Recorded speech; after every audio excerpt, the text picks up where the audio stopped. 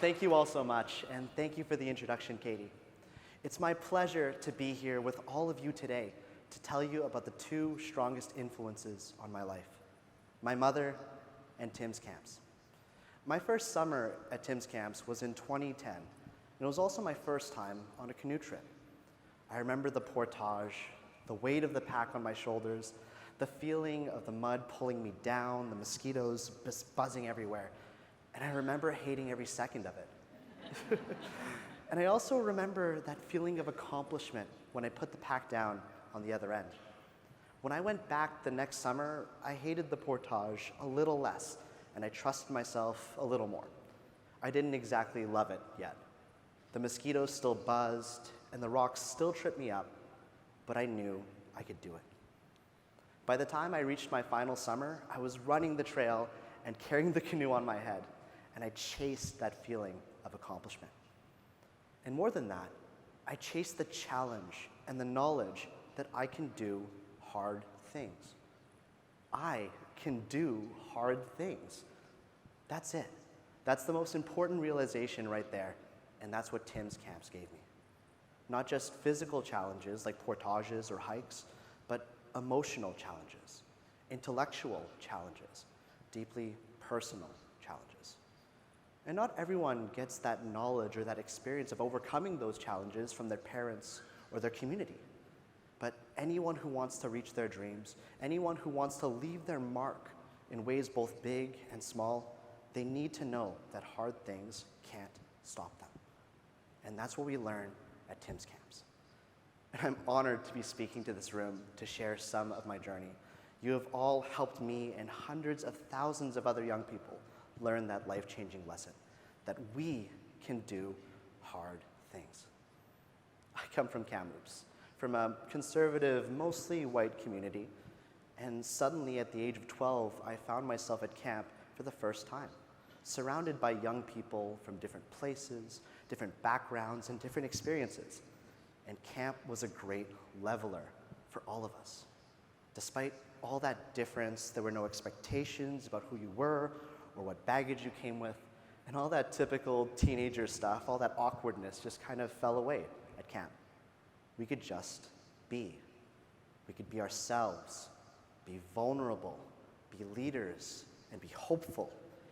And so I was. I wasn't a shy kid by any means, but I wasn't quite a leader either. Being in that environment helped me develop my own leadership skills along the way. For me, camp was a catalyst, and soon I was taking an active role around nightly campfires and out on trip. I went back home and back to school more confident in who I was and what I was capable of. You see, in high school, I started looking for more opportunities to be involved in my community. I joined a human rights club and volunteered for local community groups. I made care packages for women living on the street and wrote letters on behalf of Amnesty International. And I became valedictorian of my high school class. And throughout a lot of, okay, yeah, go right ahead. Perfect. Thank you. That's just one of the many accomplishments that are coming down the line, so hold that applause a little bit. But despite all of those accomplishments you've just heard of, throughout a lot of this, my mom was still struggling behind the scenes. She was unemployed. And I came to Canada with my mom when I was just 1 year old. She loved me enough for 100 uncles and aunts and cousins, but for about as long as I can remember, it was just the two of us. And Canada was extremely hard on my mom in those early years. We didn't have much in the way of community or things to call our own. And she never had to choose, and she never wanted to choose between feeding me and clothing me because she got help wherever she could. I came to Tim's Camps because she didn't want me to miss out. She wanted what all moms and all parents want for their kids. She had that first generation immigrant's grit and then some, so much more than what I have. And eventually, she got a job at the hospital as a cleaner and then later as a food service technician. And today, because of that grit, she's a care aide at a hospital now. I think that one warrants applause.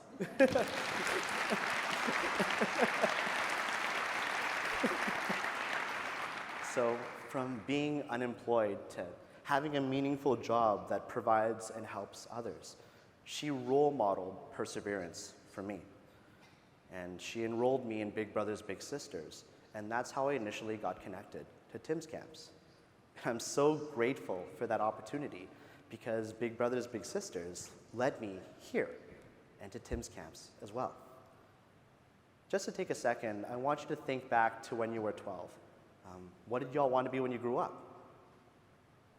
Seriously, I'm asking, so just shout out some answers. Vet, teacher, that's great. Tim's Owners, I heard that one everywhere. That's awesome. Well, I dreamed of being a doctor, and I had no idea if it was even possible or how to get there. You know, when you're young, your potential is just so untapped, and being supported in your youth is integral to your own trajectory. It really sets the stage for everything you can accomplish. Whether it's from a parent, a caregiver, or in the absence of a close role model from places like Tim's Camps, experiences during our formative years play an important role in how young people see themselves. And during my first summer at camp, what stands out for me most all these years later are the late night conversations. You know, our counselors gathered us up together and had us open up. They really set the stage for that. Picture it, a group of teenage boys, really strangers at this point, being asked to share our feelings. It was silent, just like this.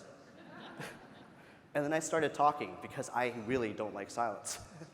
And I don't remember what I said that first time, but I remember what happened. Everything shifted. The feeling in the room, the looks on the campers' faces, the tension just melt away, and everyone felt comfortable.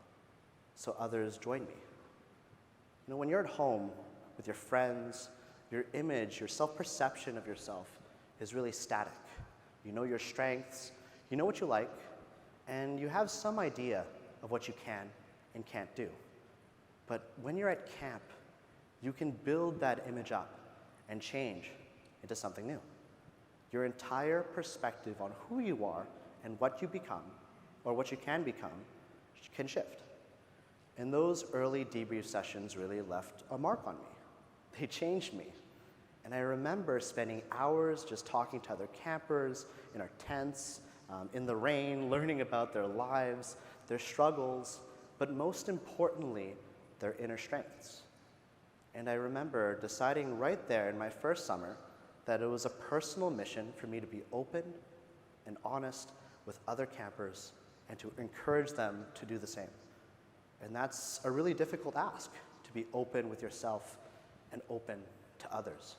But those experiences taught me what care and support can do for a young person navigating this world and searching for answers. Tim's Camps gave me two great gifts. The first was a belief in myself, that I could be a leader, that I can do hard things. But the second was an appreciation for the impact we can have on others just by listening and being there for them. I felt it as a camper in those initial nightly debriefs, and I experienced it again as a camp counselor working with Tim's Camps during the COVID-19 pandemic. And through the support of my mom, Tim's Camps, and many other positive influences on my own life, I'm thrilled to say that I'm currently in my second year of medical school. And,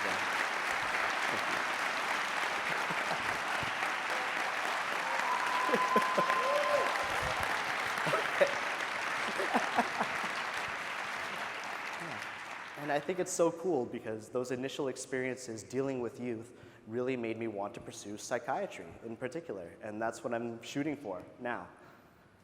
And I think back on my mom because her first job in Canada was cleaning hospitals, and now I get to study in them. And one day, I'm going to treat patients in them. And that's in no small part thanks to the incredible sacrifices my mom made, but also the opportunities I had at Tim's Camps. And that's thanks to each and every one of you. So that's the story. This first-generation Canadian immigrant makes good on the immigrant's dream and ends up in medical school superfluously. But my story isn't really my own, not by any means. To quote Arnold Schwarzenegger, "Don't ever call me a self-made man. To accept that credit or that medal would discount every single person that has helped me along the way, that gave me advice, that made an effort, and that lifted me up when I fell." I didn't get to med school on my own. There was my mom.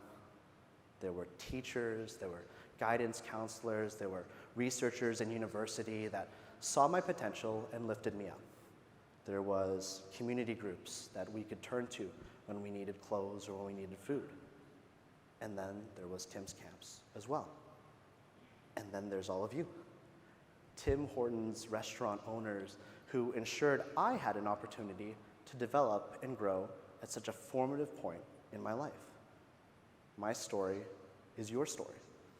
My success is your success. And I get to share that with everyone in this room. I get to tell you about it. And that goes for every young person that you've sent to camp so far. So that's my message to you. Just keep extending your hand, keep referring campers, keep supporting community groups and Tim Hortons Foundation's camps, because your support changed my life, and you'll change the lives of so many other youth. So from the bottom of my heart, thank you so much. I'm incredibly proud of what we built together. Thank you. Thank you. Thank you.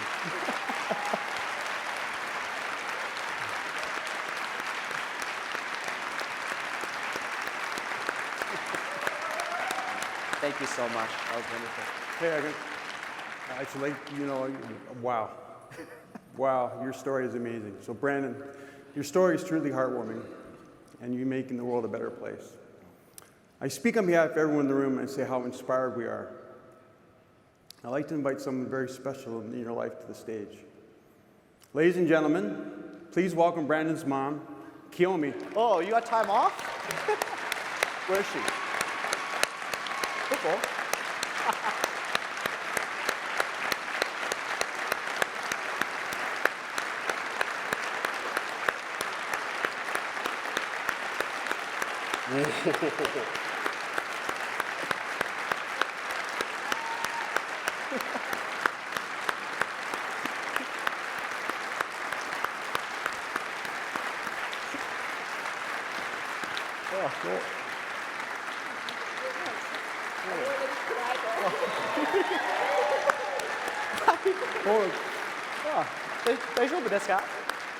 You okay? Oh. That wasn't me, that was all you. You worked way harder than I did. Yeah, everyone helped me, but yeah, that's because you found them. I was just a baby. No, we absolutely have to appreciate, yeah. Did you want to say anything? I got a mic right here. I want to say something. You must be so proud. This is an amazing person. This is the future of this Canada. You got to be so proud. And Brandon, the life is just, I just see the opportunities are just endless. So it's an amazing story. Oh, thank you.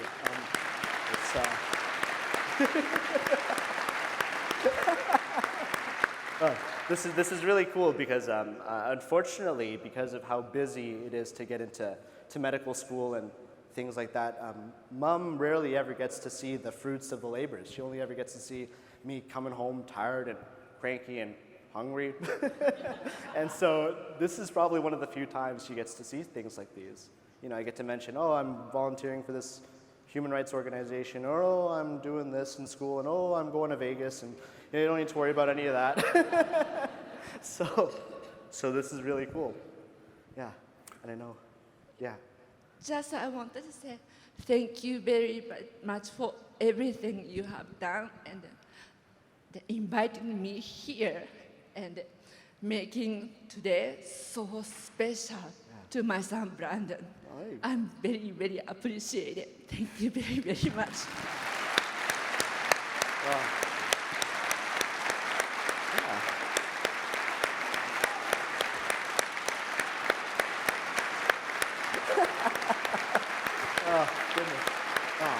We should hug. I think that's really fair. You should have given a speech. Yeah. Yeah, I did all right. All right, they got to get back to it. No. Anyway, I'll just Thank you so much. thank you so much. Goodness. Thank you. Thank you. That's what it's all